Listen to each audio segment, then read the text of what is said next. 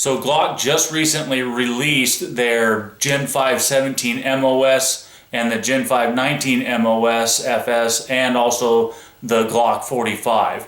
I did get excited about this one, guys. I had a hard time deciding between the 19 counterpart to this as opposed to this, but I decided I kind of wanted to go with a new competition gun, so this one happened to win out.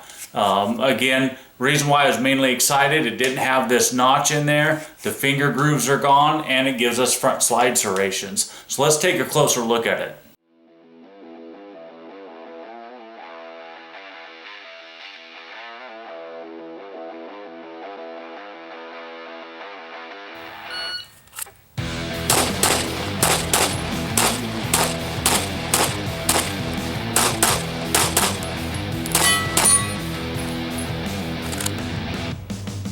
All right, that was at 8.8.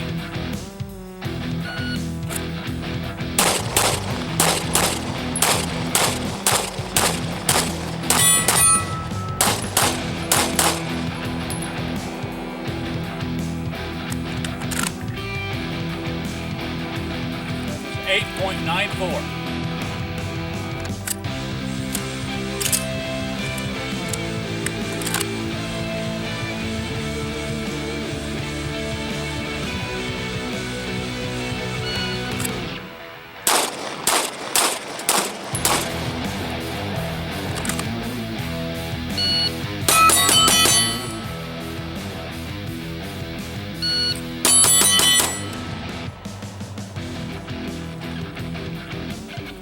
1.38.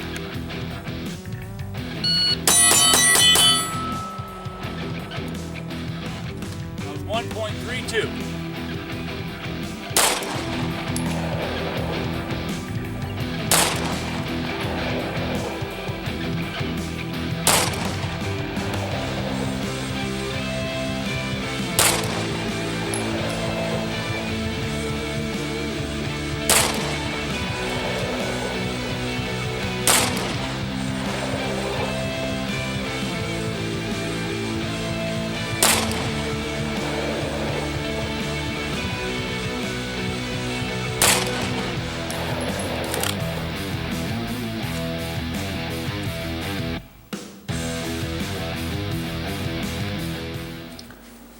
Okay, so when we were out checking for accuracy, we backed out to about 10 yards or right around 30 feet.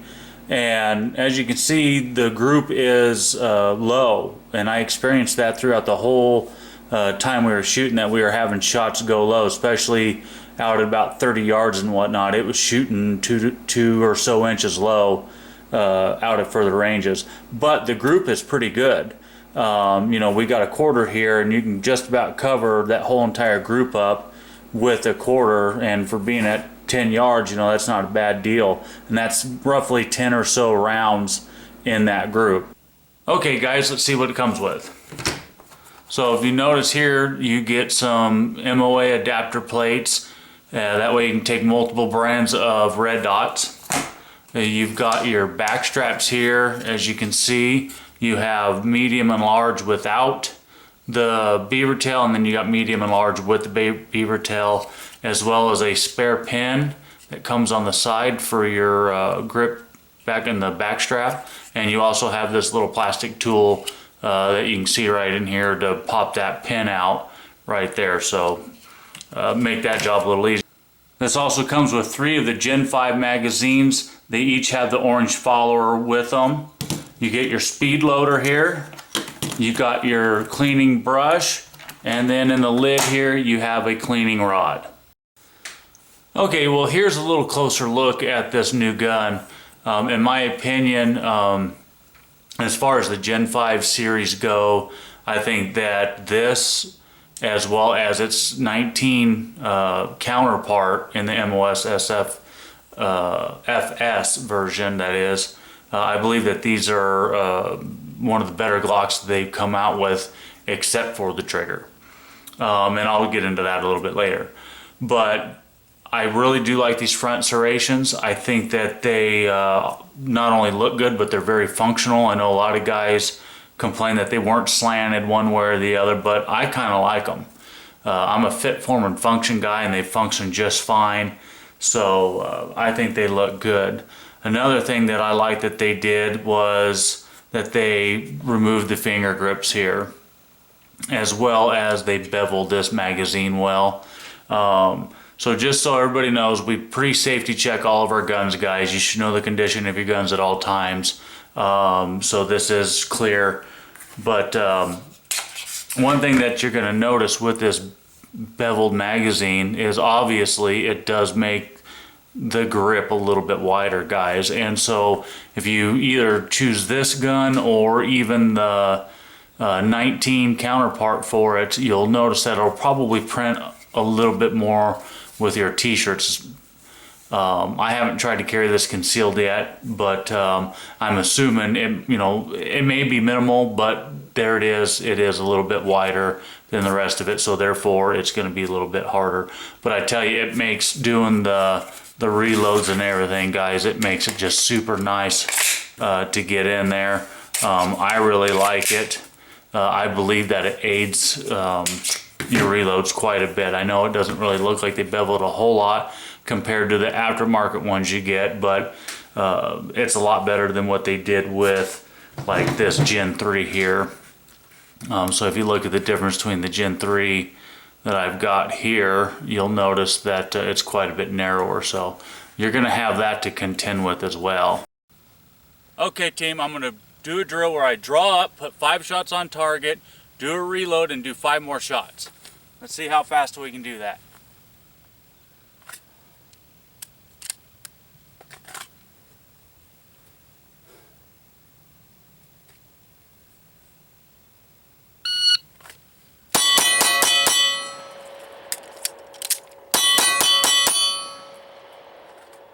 Okay, team, we did that in a 5.8 seconds.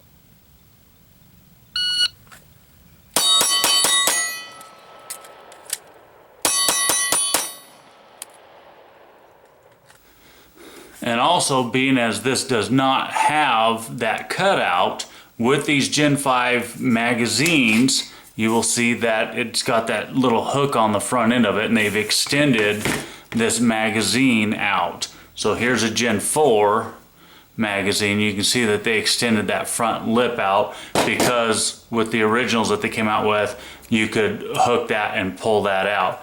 With this particular model, you don't have that option. Now, I will say that you can get your thumb up in this hole here and kind of get a bite on that if you need to, and you can pull that out. But it might be a little bit difficult. Being as this magazine is flared now, guys, you're not going to really be able to get a good bite on the side of this to strip this thing out. So that might be a downfall for you. You can do things, eliminate that or to get around that. And one of them is get an aftermarket base plate that's a little bit wider, a little bit thicker. Vickers Tactical makes one, I believe, or has one. Ghost makes one as well. So there's base plates you can get, I believe, that might fit around this, but I'm not sure if they're for the Gen 5 or not.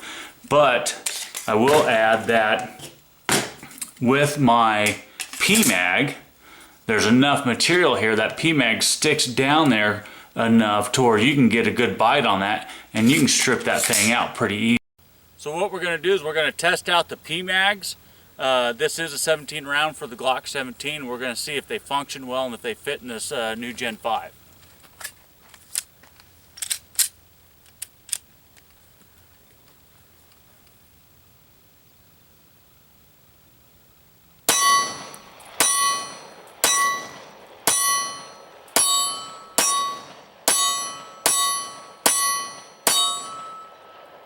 Okay, now what I'm going to do is run a Gen 4 magazine through it.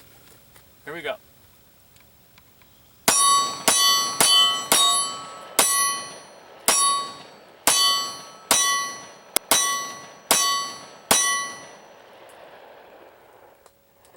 Okay, they seem to function just fine. So here we have our Gen 3, our Gen 4, and our Gen 5, guys. To be honest with you, as far as the fit and feel, there's not a whole lot of difference between the 4 and the 5.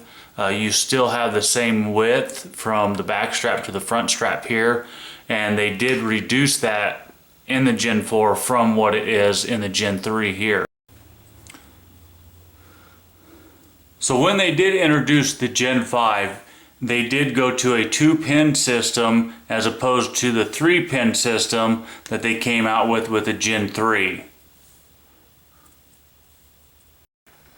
You'll also notice that they did bevel the front of this gun, where these are squared off. On the Gen 5s, they did bevel the muzzle of these, and I think it looks good. They did it just like what they did with their regular G26s and whatnot. And if you look real close, you can tell here, guys, that they did contour the frame with the slide with this MOS version of the Gen 5. And there you go. You do have this back plate that will come off. So as you can tell, if you get rear sights to where they mount on, and like this does, you can run sights and the red dot at the same time. And we will be making a separate video that focuses on the red dot and the MOS capability of this gun. But for this video, we're just going to keep it pretty simple. And guys, I like the fact that we have the option to have the standard Glock sights on here, because again, if they come standard with the night sights, that's going to raise that price up, meaning if you don't like those sights, now you're paying a higher price for the same gun, plus you got to go out and buy your $100 or even $200 sights, and then take the night sights that are off of there or on there off, and I just don't see that as being practical.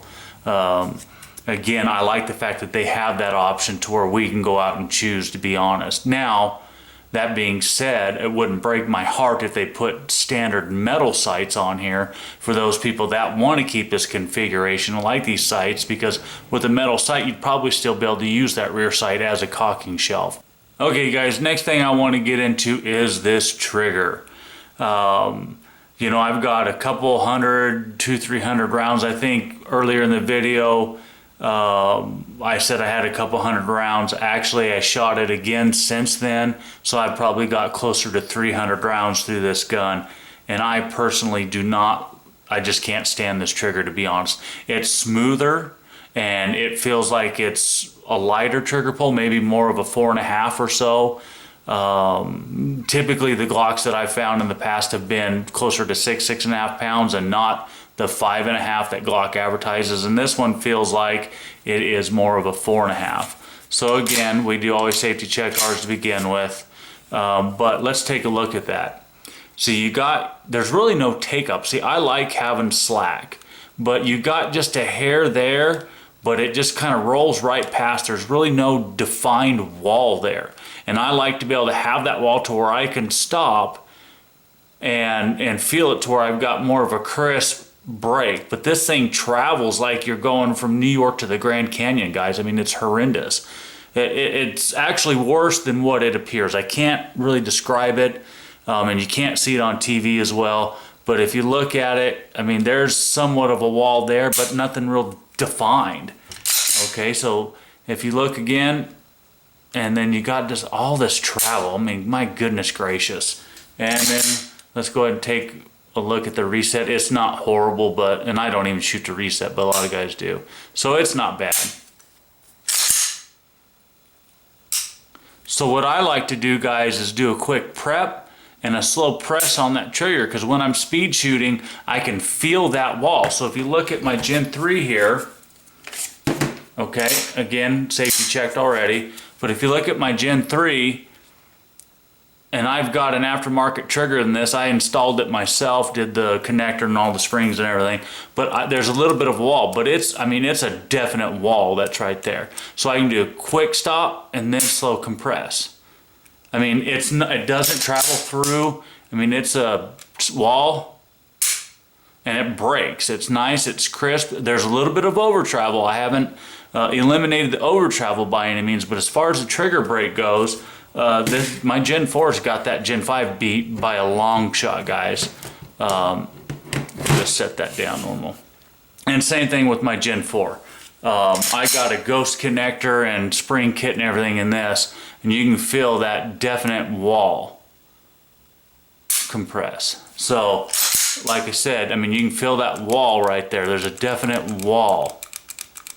And then you can break that, and it's pretty easy. And what that does is when you're coming up to a target, you can prep it quick, and that'll give you time to let your sight settle so they're not moving so much. And then with that short, crisp break, it helps keep your sights steady and still, instead of something like this, or like a double action where you're rolling all the way through that trigger. And what that does is that causes your sights, or could let your sights, wiggle a little bit more as you're trying to roll through it, especially when you go to speed shooting and you're going to be a little heavier on this trigger. That's going to cause that to wiggle a little bit more on the front end and may cause you to not shoot quite as accurate as you want. So again, you got that. There's just no wall there, guys. It's wanting to roll right through, and I personally don't like it. Some of you might, but it just rolls through, and it's just such a long-winded thing. Like I said, I don't care for it. I will be putting an apex in this, and I also ordered some Terran tactical spring kits, or spring kit with it, and we'll be doing a review on that, and I'll let you guys know how that goes. So here's a look at all three of the generations that I have: the Gen 3, the Gen 4, and the Gen 5. So as you can see, the Gen 3 has the single recoil spring. The Gen 4, they went to the dual captured recoil spring, and the Gen 5, they continued that as well. Now another difference, and I'm not going to completely strip these apart and all the internals, guys, but some of the main differences that they did make is they changed this firing pin block, or the safety plunger here. This one on the Gen 5 is real similar and cut just like the Glock 42 and the Glock 43. The Gen 3 is even different than the Gen 4, so there is a little bit of variance in there. You have to really look at them to be able to tell. So here we have a little closer look at these safety plungers, guys, and I wanted to take kind of a closer look at them. You can notice on this Gen 3 here, it does stick up out of the slide a little bit more than even the Gen 4 does. And you can tell that the shoulders are contoured a little bit different. They're a little bit steeper of an angle here than what they are on this Gen 4 right here. So these have a shallower shoulder, if you will, for that trigger bar to roll up and over. And same thing here, they completely changed it in the Gen 5, and I believe that's one reason why there's no wall. There's really nothing for that trigger bar to roll up against right there.